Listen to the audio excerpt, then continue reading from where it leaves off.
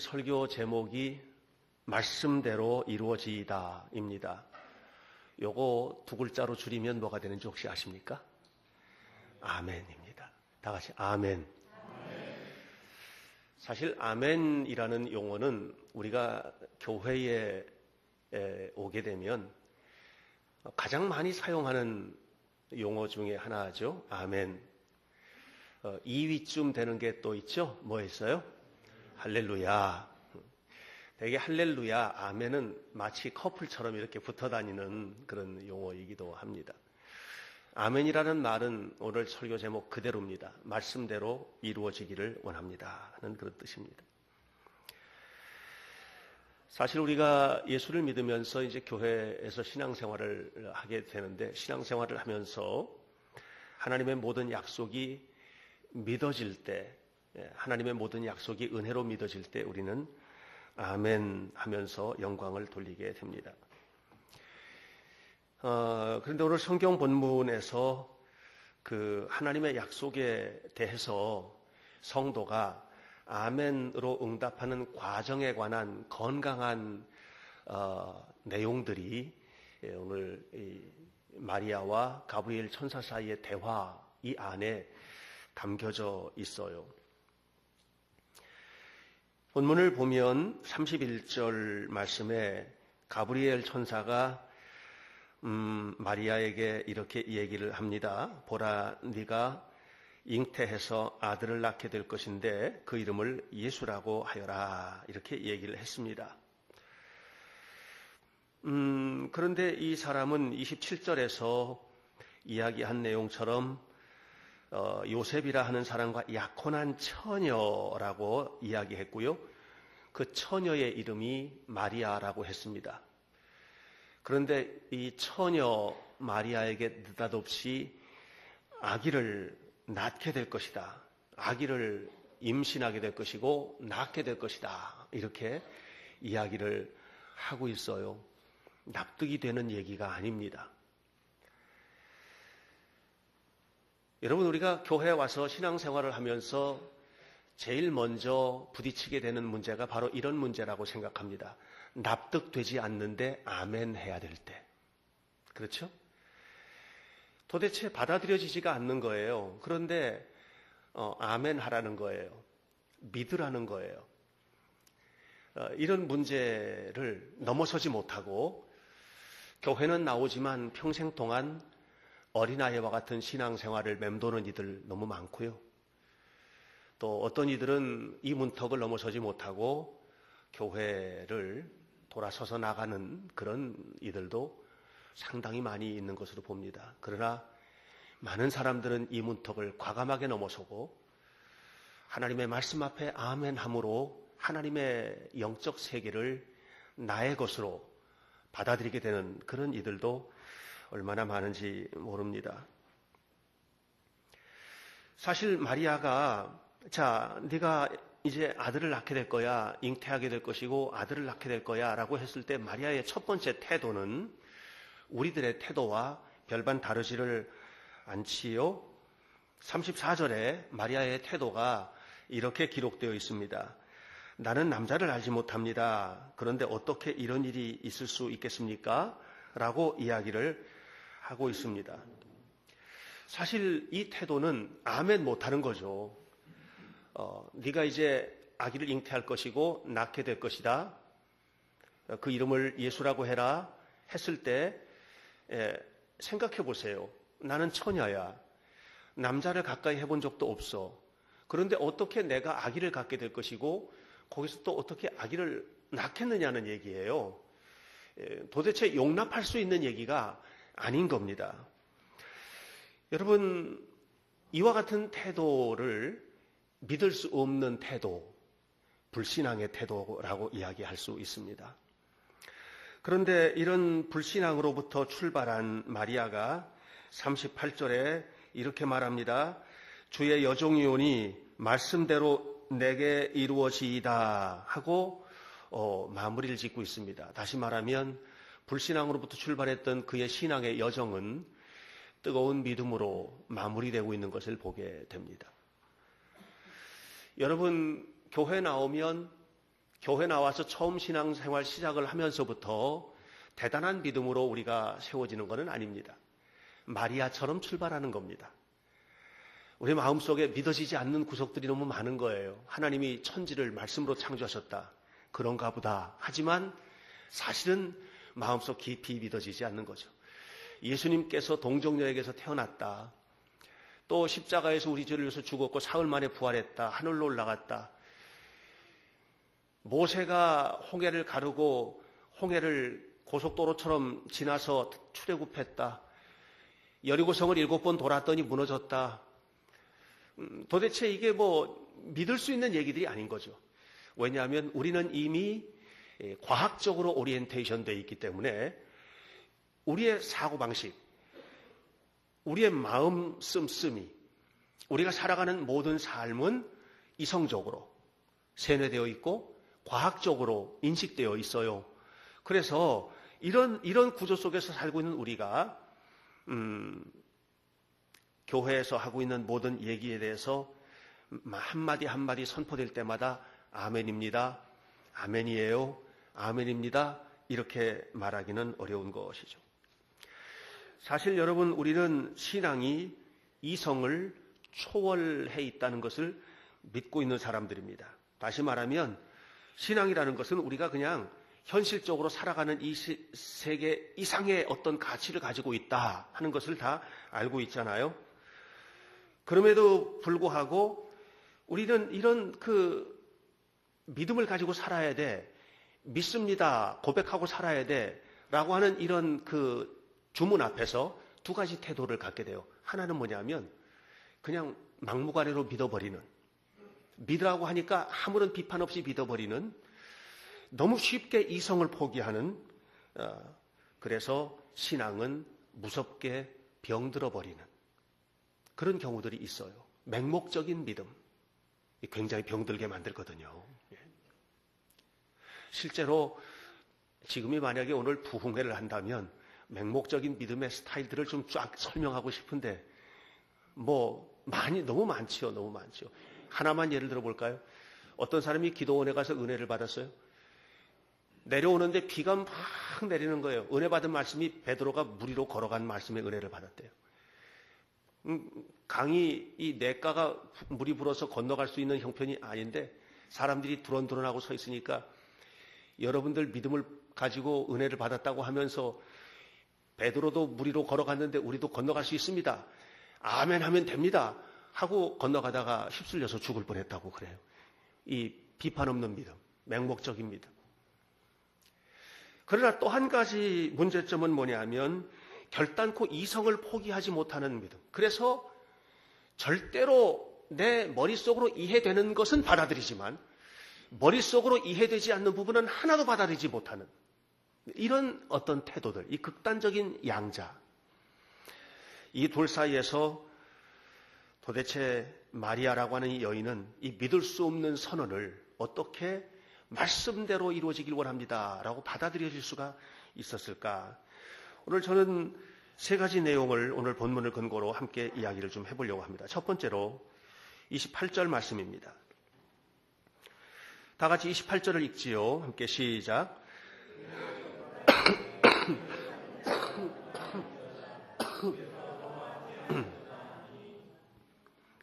네, 은혜를 받은 자여 평안할지어다. 주께서 너와 함께 하시도다. 도저히 믿을 수 없는 것을 믿게 되는 배경에는 하나님의 은혜가 자리 잡고 있음을 기억하시기를 바랍니다. 하나님의 나라는 어떤 나라냐? 은혜로 시작되는 나라예요. 은혜는 뭐냐면 하나님께서 주신 믿음의 선물이에요. 우리가 은혜를 받았다라고 하는 것은 뭐냐면 하나님께서 내게 주신 모든 것들이 믿어진다는 얘기거든요. 결국은 가장 큰 은혜는 뭐냐면 믿음을 갖는 겁니다. 은혜는요, 어떤 특별한 사람에게 주신 게 아니에요. 오늘 성경에 보면 26절에 갈릴리 나사렛이라는 동네에 그것도 다윗과 정혼한 처녀 마리아라는 여자에게 하나님의 은혜가 임했다고 했습니다. 그 당시에 여성은 변두리의 사람들이에요. 주역이 아니에요. 갈릴리 나사렛이라는 동네는 아주 천한 동네예요. 하나님의 은혜는요, 예루살렘에서 제사장이나 대제사장들이라든가 이런 어마어마한 사람들 속에만 임하는 것이 아니었고, 하나님의 은혜는 갈릴리 나셋 동네 한 작은 여인에게도 임했어요. 다시 바꿔 말하면 하나님의 은혜는 여기 예배를 인도하고 있는 저나 여기 앉아서 예배하고 있는 우리 관현악단 친구들이나 여러분들 한 사람 한 사람 모두에게 임하는 것임을 기억하시기를 간절히 바랍니다.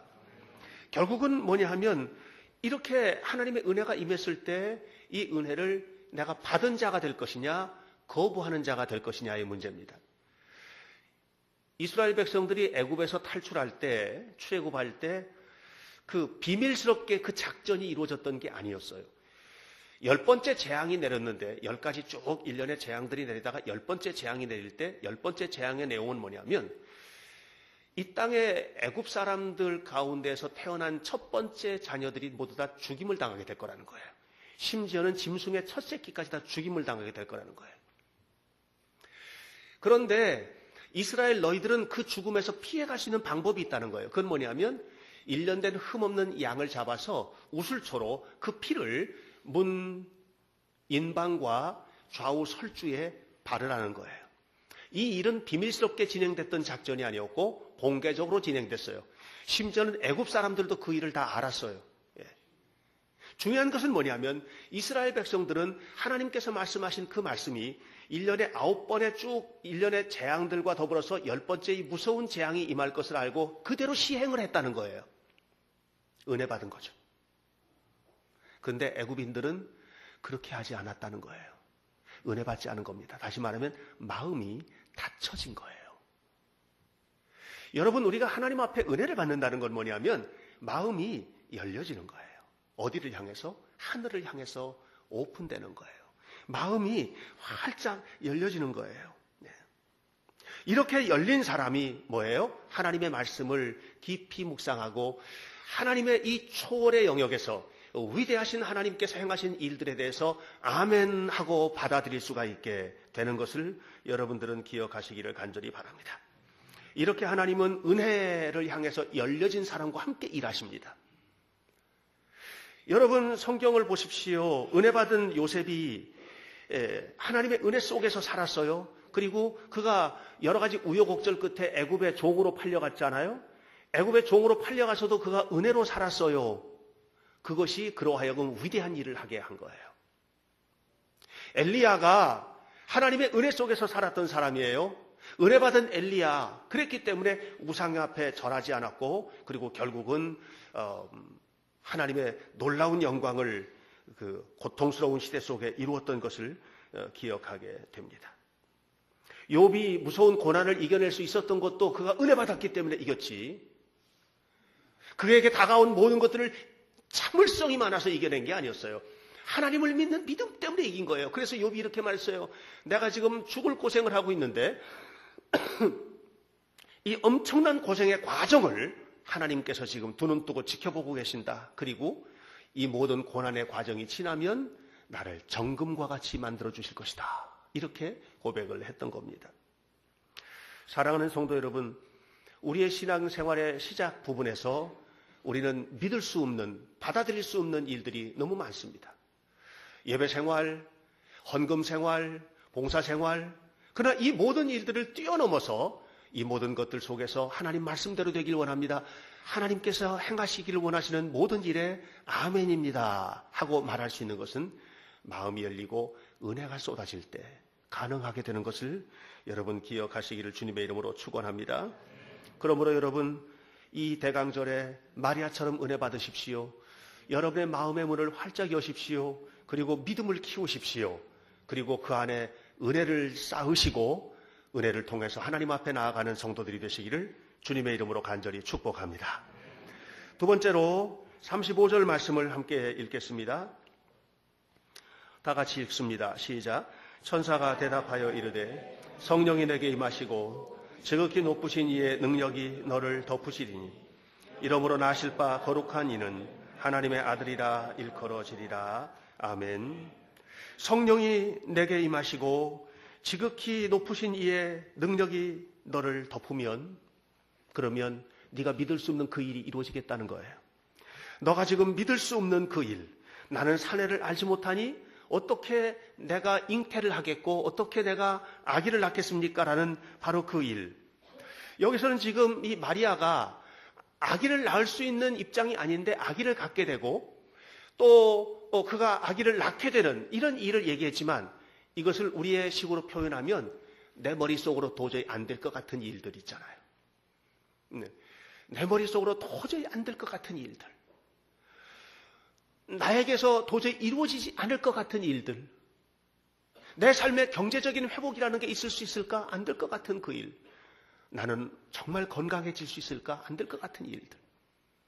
우리 아이는 정말 아무리 살펴봐도 하나부터 열까지 뜯어봐도 이 녀석이 될 것 같지가 않아. 그런 일들. 우리 일상생활 속에서 도저히 극복할 수 없을 것 같은 이런 고통스러운 환경들.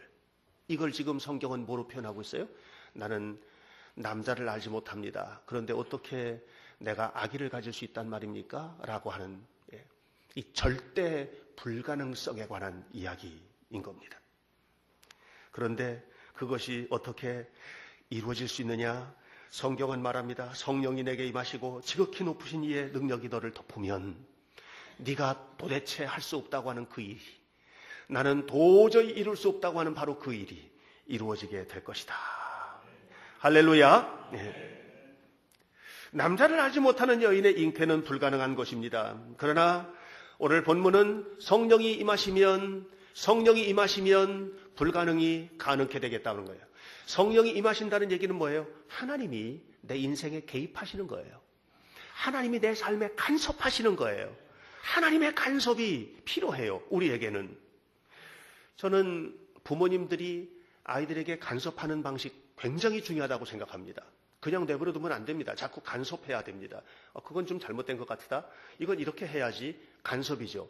그런데 이 간섭이 어떻게 표현되느냐 하면 잔소리로 표현되니까 아이들이 힘들어하는데, 건강한 간섭들이 필요해요. 있어야 돼요. 여러분, 우리의 인생도 마찬가지예요. 우리의 삶의 모든 과정 속에서 정말 필요한 것은 뭐냐 하면 하나님의 간섭이십니다. 하나님께서 개입하셔야 되는 거예요. 애굽에서 이스라엘 백성들이 탈출하는 사건은 모세라는 지도자를 통해서 이루어졌습니다. 어느 날 모세에게 하나님께서 간섭을 시작하십니다. 너 그렇게 살면 안 되겠다. 내가 너를 좀 써야 되겠어. 모세는 귀찮은 거예요. 하나님의 간섭이 귀찮은 거예요. 나는 말도 잘 못하고 나는 능력도 없고, 근데 왜 나를 자꾸 귀찮게 하시는 것이지? 그런데 하나님께서 끊임없이 모세를 간섭하십니다. 그리고 모세가 그 하나님의 간섭에 굴복해요. 처음에는 노맨으로 시작했어요. 난 못해요. 난 그 일 못합니다. 어떻게 이스라엘 백성들을 이끌고 내가 탈출시킨단 말입니까? 나 안 됩니다. 그랬던 그가 성령의 끊임없는 간섭 속에서 아멘의 사람으로, 말씀대로 이루어지길 원합니다의 사람으로 바뀌어지게 되었고, 그 이후에 그의 인생은 끊임없는 기적의 연속이었던 것을 우리는 알 수가 있습니다. 다윗이 골리앗과 싸우던 장면을 기억하십니까? 다윗이 골리앗과 싸우는데 다윗 앞에 서 있는 골리앗은 도대체 무너뜨릴 수 없는 절대적인 불가능의 인물이에요. 다윗은 골리앗을 이길 수가 없어요.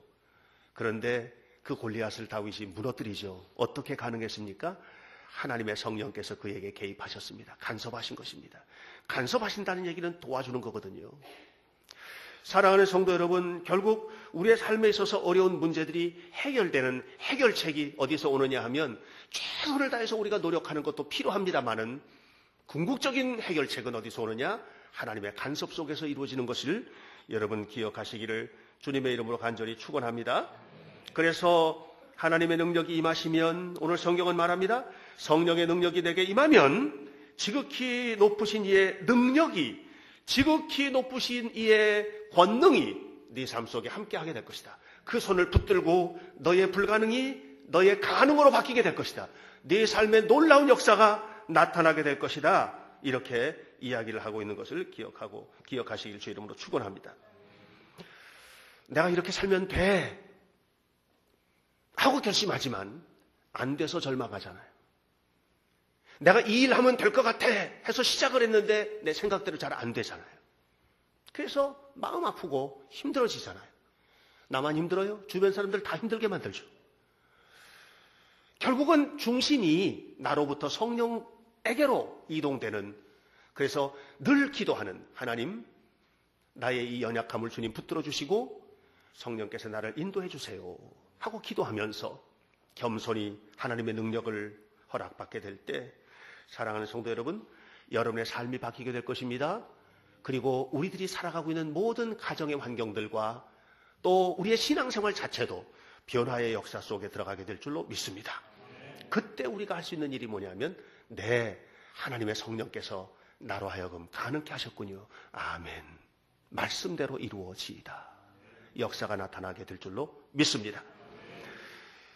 마지막으로 우리가 한 가지만 더 보도록 하겠습니다. 37절 말씀입니다. 다 같이 37절 읽습니다. 시작. 대저 하나님의 모든 말씀은 능하지 못하심이 없느니라. 이 말씀 앞에서 마리아는 드디어 자신의 모든 불신앙을 내려놓고 이렇게 고백하지요. 38절 다 함께 시작. 마리아가 이르되 주의 여종이오니 말씀대로 내게 이루어지이다. 자, 여러분, 마리아의 시작은 믿을 수 없는 것으로부터 시작했어요. 마리아에게 하나님의 말씀이 선포됐을 때, 네가 아들을 낳게 될 거야 라는 말씀이 선포됐을 때 마리아는 믿을 수 없었어요. 어느 순간에 강단에서 여러분들에게 말씀이 선포돼요. 하나님의 축복의 말씀이 선포될 때 저게 나에게 과연 이루어질까? 우리는 그렇게 시작할 수 있어요. 하나님께서 승리케 하시는 말씀이 선포될 때 저게 나에게 과연 이루어질까? 우리 이렇게 시작할 수 있어요. 제가 어저께 전화 한 통을 받았습니다. 청주에서 지금 목회하고 있는 박종훈 전도사가 전화를 했습니다. 그 교회에 교인이 한 명이 새로 나왔는데 남편이 암 말기이랍니다. 식도암 말기. 그래서 음식도 못 먹고 그냥 가족만 남았다는 거예요. 그런데 목사님, 이 가족이 세례를 받길 원하는데 자기는 아직 전도사니까 세례를 못 주니까 목사님 오셔서 세례를 좀 베풀어 주십시오. 언제쯤 갔으면 좋겠니? 12월 둘째 주쯤이면 좋겠습니다. 그래서 12월 둘째 주 금요일 날 가서 세례식을 하기로 그렇게 약속을 했습니다. 오전 10시에. 그리고 기도를 시작하는 거예요. 하나님, 이 사람이 살고 죽는 것은 하나님의 권한 속에 있지만 내가 믿는 하나님은 이 사람의 삶을 회복시켜 주실 줄로 믿습니다. 어떤 형편으로든지. 근데 사실 이렇게 선포했을 때 안 믿어지잖아요. 안 믿어지는 거죠. 여러분, 우리가 성경의 이야기나 어떤 사람들의 기적의 이야기를 들으면 그 사람에게는 그게 믿어질 것 같은데 그게 나와 관련된 사건이 됐을 때 안 믿어지는 거거든요. 이렇게 출발했던 마리아의 삶인 겁니다. 그런데 그 마리아에게서 지금 최종적으로 고백되는 고백은 뭐냐면 주님의 여종이오니 내게 말씀대로 이루어지이다. 이렇게 고백하고 있습니다. 기독교는 말씀으로 시작된 종교입니다. 하나님의 말씀이 우주와 만물을 창조하신 말씀의 역사로 시작된 종교입니다. 신약 성경은 말씀이 육신이 되어 이 땅에 오신 예수 그리스도의 사건으로 시작된 종교입니다. 이것이 바로 신약 성경입니다. 기독교는 말씀의 종교입니다. 하나님의 말씀이 선포되는 것을 받는 종교입니다. 이방 종교는 뭐죠? 형상의 종교입니다. 그래서 모든 이방의 종교들은 형상을 가지고 있어요. 부처상, 라마상, 이런 형상들을 다 가지고 있어요. 그리고 그 형상을 보면서 그 앞에 경배하는 것을 목적으로 합니다. 이것이 이방 종교의 특징입니다. 기독교는 그렇지 않습니다. 말씀의 종교입니다. 말씀의 종교라는 게 뭐예요? 말씀이 선포되면 그 말씀을 받고 말씀대로 사는 것이, 그것이 목적인 종교예요. 결국은 우리가 그리스도인이 된다는 얘기는 무슨 얘기냐면 하나님의 말씀을 받고 그 말씀대로 사는 거예요. 그대로 살아야 그 속에 축복이 있어요. 진정한 아멘은 무엇이냐? 하나님의 말씀대로 사는 것이 아멘이지, 그냥 선포되는 얘기에 아멘하고 입을 열어서 말하는 것이 아멘이 아닌 것입니다. 그러므로 여러분, 우리가 뜨거운 마음으로 아멘할 때 축복이 온다는 것은 뭐냐 하면 그 말씀대로 사니까, 그 말씀대로 행하니까, 그 말씀대로 이루니까 하나님의 축복이 그 속에서 이루어지게 되는 것을 기억하시기를 주님의 이름으로 축원합니다. 믿을 수 없었습니다. 마리아는 너에게서 이제 아기가 잉태될 것이다, 산의 아이를 낳게 될 것이다, 이름을 예수라 하라. 도대체 믿을 수 없었습니다. 그런데 그에게 임한 은혜가, 그를 뜨겁게 했던 성령의 개입하심이, 그리고 하나님의 말씀이 선포되는 현장에서 하나님의 말씀은 능치 못함이 없다고 하는 이 뜨거운 믿음의 역사 속에서 마리아가 변화되었어요. 어떻게 변화됐습니까? 하나님의 말씀이 나에게 그대로 이루어지길 원합니다. 이렇게 변화됐습니다. 그리고 난 다음에 마리아는 완전히 바뀌어집니다. 완전히 바뀌어서 그 말씀이 내 삶 속에 이루어지는 그것을 품에 품고 살아내는 거예요. 하나님의 말씀대로 살아내는 거예요. 10달 동안 처녀가 잉태를 한 거예요. 얼마나 부끄러운 일이에요. 처녀가 잉태를 했어요. 부끄러움을 감당해내는 거예요. 네. 그리고 드디어 아기를 출산을 했어요. 하나님의 말씀대로 이루어지는 현장에 서게 된 것입니다. 사랑하는 성도 여러분, 오늘 우리들에게 있어서 문제점은 뭡니까? 하나님의 말씀 앞에 아멘 하기보다는 이성으로 자꾸 판단해내는 데 있는 것 아니겠습니까? 자꾸 과학적으로 분석하는 데 있는 것 아니겠습니까?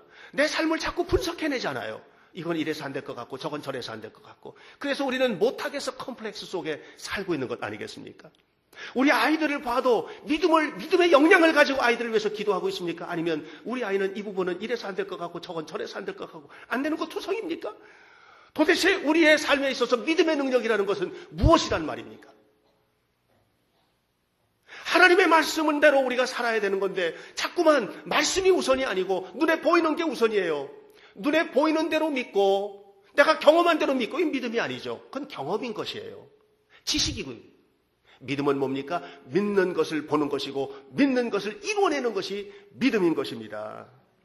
그러므로 사랑하는 여러분들 교회 안에서 여러분들 생각이 설쳐되지 않게끔, 내 인생에서 내 감정이 자꾸만 왕래하지 않게끔 절제시키세요. 그리고 하나님의 말씀 앞에 나를 꿇어 눕히세요. 하나님의 말씀 앞에 우리 가정을 꿇어 눕히세요. 하나님의 말씀 앞에 우리의 사업도 꿇어 눕히세요. 거기에 앉혀놓으세요. 그리고 하나님의 말씀대로 사세요. 그 말씀대로 순종하세요. 그 말씀 따라서 예배하고 하나님 앞에 헌신하고 하나님 앞에 영광을 돌리고 살아가는 겁니다. 그렇게 살아갈 때 우리는 이성을 초월한 장소에서 믿음을 만나게 되고 믿음의 장소에서 하나님의 역사를 경험하게 되는 것을 기억하시길 주님의 이름으로 축원합니다. 이렇게 하나님을 만난 마리아의 아멘은 맹목적인 아멘이 아닌 겁니다. 은혜 받은 자의 아멘인 겁니다. 성령 충만한 자의 아멘이 된 것입니다. 하나님의 말씀대로 살아가기로 결심하는 자의 아멘이 된 것입니다. 여러분이 그 아멘 속에 들어가야만 합니다. 그렇게 될 때 저와 여러분의 삶은, 우리 현대교회의 삶은, 우리가 살고 있는 이 하나님 백성 공동체로서의 우리의 삶은 하나님의 역사를 붙들고 살아가는 축복이 이루어지게 될 것입니다. 예수님이 이 땅에 오셨습니다. 예수님의 이 땅에 오신 강림절 첫 주간에 여러분 모두를 아멘의 삶으로 초청합니다. 모두 아멘, 아름다운 아멘을 고백하시고 이 아멘의 고백과 더불어서 하나님이 예비하신 약속을 다 누리는 은혜롭고 복된 성도들 되시기를 주님의 이름으로 간절히 축원합니다. 기도하겠습니다. 거룩하신 여호와 하나님, 바로 이곳에서 우리가 살아계신 하나님을 바라봅니다. 마리아처럼 주의 계집종이 오니 말씀대로 이루어지이다 하고 주님을 고백하며 주의 영을 초청합니다.